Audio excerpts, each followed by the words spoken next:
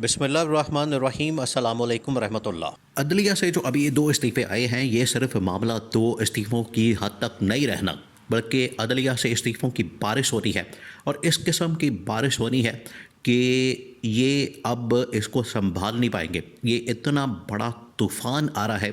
इस्तीफ़ों की शक्ल में, इस पूरी की पूरी गवर्नमेंट के ऊपर, इस पूरी की पूरी गवर्नमेंट को हिला के रख देगा, भूचाल आ जाएगा और इनको समझ नहीं आएगी कि अब इन्होंने इसका मुकाबला कैसे करना है। क्योंकि ये जो इन्होंने सिचुएशन पैदा की है, देखिए हुआ क्या।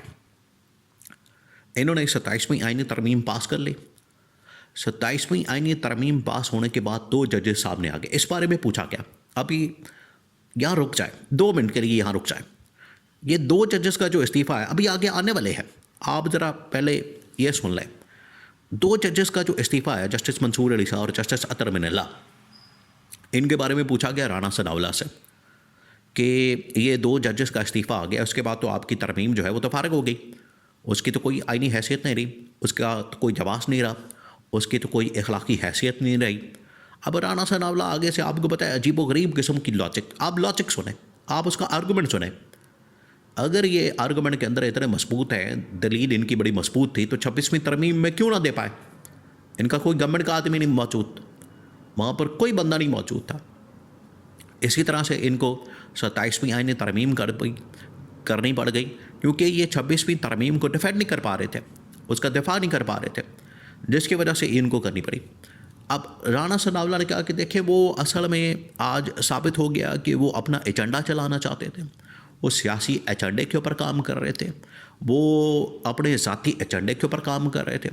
उनका मकसद कुछ और था, वो अपने मामलात सेट करना चाहते थे, वो अपने मामलात चला रहे थे। राना सनाउल्लाह जब इमरान खान के ख़िलाफ़ अदम एतमाद हो रही थी,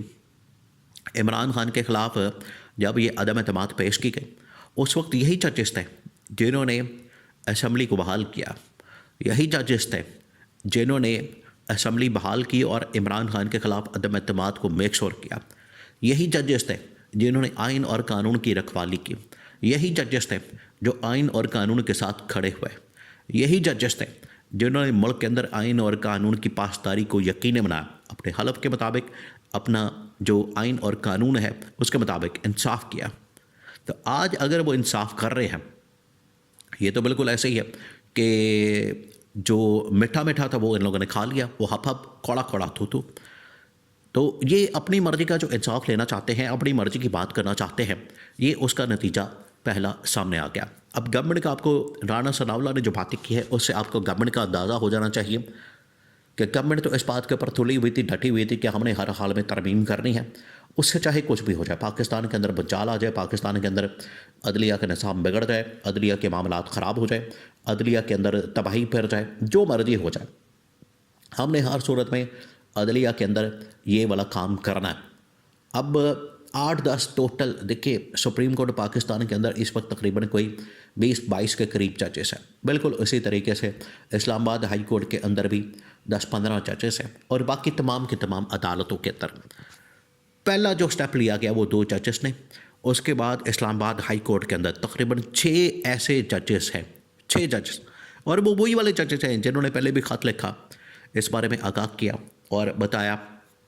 उस वक्त के चीफ जस्टिस। आप हैरान होंगे, आप ज़रा अंदाज़ा करें कि वो चीफ जस्टिस जिसके ख़िलाफ़ दरख्वास्तें आती थी, जिसको पीटीआई वाले, इमरान खान वाले कहते थे कि ये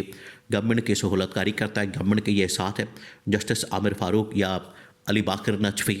या इस तरह के और जजेस, और इसके अंदर अमीनुद्दीन खान वगैरह, ये तमाम लोग शामिल थे। इनको पकड़ के तो आईनी अदालत के अंदर बिठा दिया गया और आईनी अदालत के जजेस बना दिया गया, और जस्टिस अमीनुद्दीन खान को उसका सरबरा लगा दिया गया। ना सिर्फ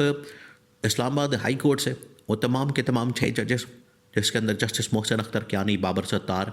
सुमन रफ़त इम्तियाज़, तारिक महमूद जहांगीरी, सरदार एजाज इसहाक ख़ान, ये वो तमाम के तमाम वो जजेस हैं जो कि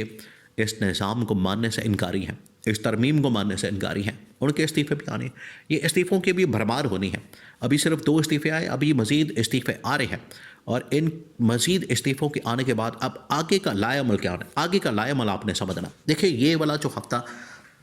लास्ट वीक जो पूरा हफ्ता था वो तो गुजर गया, इस पर आईनी तरमीम के अंदर भाग दौड़ के अंदर आ रही है, जा रही है, पास हो रही है, उधर आ रही है, ये गलती हो गई, टेक्निकल फॉल्ट आ गया, अब इसको सेनेट के अंदर भेजा जाए, अब इसको कौमी असम्बली के अंदर भेजा जाए, इधर इसको भेजा जाए, इधर किया जाए, उधर किया जाए। इसके अंदर ये लगे रहे, मसरूफ़ रहे, भाग दौड़ करते रहे। इनको पता ही नहीं चला कि इसके ख़िलाफ़ जो लावा पक रहा है वो जब फटेगा, प्रेशर कुकर जब फटेगा तो फिर इनको पता लग जाएगा। अब ये इस दौरान अपने चक्कर में पड़े रहे, उधर जो है 2 इस्तीफ़े बाहर आ गए। उसके बाद ये जो बाकी 6 जजेस और बाकी अदालतों से, लाहौर हाई कोर्ट और बाकी अदालतों से जो इस्तीफ़े आने हैं, पिछला हफ्ता तो इसमें गुजर गया। अब ये जो हफ्ता शुरू हो रहा है, इस हफ्ते होगा क्या? इस हफ्ते होने ये जा रहा है, इस हफ्ते पाकिस्तान भर के अंदर ना सिर्फ एहतजाज, अदालती कार्रवाई का बायकॉट, तमाम की तमाम बार काउंसिल, बार एसोसिएशन वो तमाम की तमाम इसका बायकॉट करने के लिए, इस तरमीम से इनकार करने के लिए, इस तरमीम को रद्दी की टोकरी में फेंकने के लिए और इसके ख़िलाफ़ एहतजाज करने के लिए, धरना देने के लिए, लॉन्ग मार्च करने के लिए तैयार हो गई है तमाम की तमाम। और पीटीआई इस पूरी की पूरी मुहिम को लीड करने जा रही है, क्योंकि जो मुलाकातें हुई हैं इस हवाले से, कल रात को भी, कल भी जो मुलाकातें हुई हैं उसके अंदर ये तय पाया है और इसका बाकायदा ऐलान पीटीआई ने प्रेस कॉन्फ्रेंस के अंदर भी, कौमी असम्बली के बाहर भी जब बायकॉट किया उन्होंने कार्रवाई का, इसके अलावा मुख्तलिफ टीवी टॉक शोज़ के अंदर भी उन्होंने ये बता दिया है, उन्होंने ये वाज़ेह कर दिया है कि अब हम अपनी तमाम मुकल्ला बरादरी को साथ लेकर जा रहे हैं, अपनी तमाम की तमाम मुकल्ला बरादरी को हम साथ लेकर आ रहे हैं और तमाम की तमाम मुकल्ला बरादरी हमारे साथ खड़ी हो गई है कि जिस तरीके से यह हमला किया गया। देखिए, मुशर्रफ के ज़माने में 2007 में बिल्कुल इसी किस्म का हमला किया गया था पाकिस्तान के ऊपर, और उस वक्त के चीफ़ जस्टिस इफ्तिखार मोहम्मद चौधरी को जब इन लोगों ने कहा कि आप रिज़ाइन कर दें, हम अपनी मर्ज़ी के जजेस लाना चाहते हैं, मुशर्रफ ने कह दिया, वो मुशर्रफ को उड़ाने वाले थे। यही काम इन लोगों ने किया। जस्टिस मंसूर अली शाह, मुनीब अख्तर, अतर मिनल्ला, ये वो जजेस थे जो कि मेरिट के ऊपर आ रहे थे, लेकिन इनको निकालने के लिए इन लोगों ने 26वीं तरमीम, फिर उसके बाद 27वीं तरमीम का रास्ता इख्तियार किया। अब ये जो रास्ता इख्तियार किया गया, इसके पीछे मकसद ये था, मतलब ये था कि ये कहीं ऊपर ना आ जाए, और इनके साथ मसला ये था अगर ये आ जाएंगे तो ये आइन और कानून के मुताबिक जब फैसला करेंगे मैंडेट भी फारग हो जाएगा इस गवर्नमेंट का, इमरान खान की वापसी भी हो जाएगी, ये जेलों में होंगे, इमरान खान बाहर होगा, ये इनके साथ होनी थी। तो इस वजह से इन्होंने ये तरमीम का रास्ता इख्तियार किया, तरमीम का हर बात करना इस्तेमाल किया। अब ये कर तो लिया, लेकिन इनको पता नहीं है कि वही 2007 वाली, 8 वाली जो अदलिया बहाली, अदलिया आज़ादी तहरीक है, जजेस के साथ, वकला के साथ, और उसके अंदर उस वक्त भी इमरान खान और पीटीआई लीड कर रहे थे। नवाज शरीफ तो बिल्कुल एंड पर आया था। आज भी पीटीआई और इमरान खान जेल के अंदर बैठ के इसको लीड करने के लिए तैयार है, और इसका बाकायदा तौर पर फैसला किया जा चुका है, जो कि तमाम के तमाम वकला बरादरी को कन्वे हो चुका है और जजेस को भी कन्वे हो चुका है।